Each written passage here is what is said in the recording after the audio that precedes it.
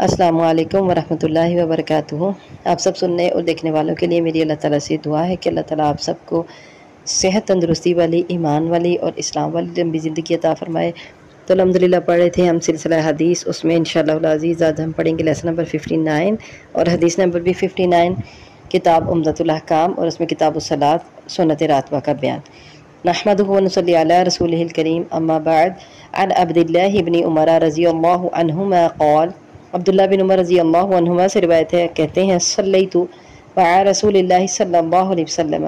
صلیتو میں نے نماز پڑھی رسول اللہ صلی اللہ علیہ وسلم کے ساتھ، رکعتین دو رکعتیں، قبل ظہر ظہر سے پہلے،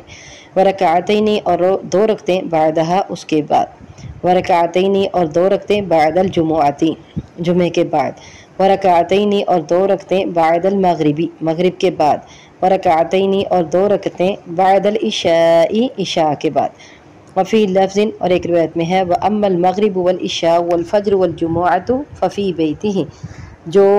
مغرب کی دو رکعتیں ہیں، والعشاء اور عشاء کی، والفجر اور فجر کی، والجمعۃ اور جمعے کی، ففی بیتہ تو وہ آپ صلی اللہ علیہ وسلم اپنے گھر میں ادا کیا کرتے تھے۔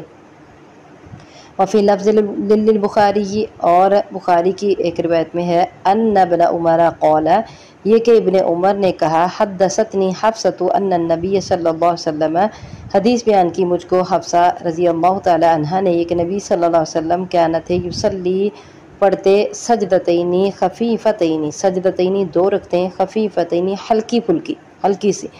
بعد اس کے بعد، ما یطلع الفجر جب فجر طلوع ہو جاتی، فجر کے طلوع ہونے کے بعد دو رکعتیں پڑھتے ہلکی پھلکی، وکانت اور تھی، ساعتن یہ ایک ایسی گھڑی کہ لا ادخل نہیں میں داخل ہوتا تھا، علی النبی صلی اللہ علیہ وسلم نبی کریم صلی اللہ علیہ وسلم پر، یا میں آپ کے پاس حاضر نہیں ہوتا تھا، فیہا اس گھڑی میں۔ متفق علیہ، بخاری اور مسلم کی یہ روایت ہے۔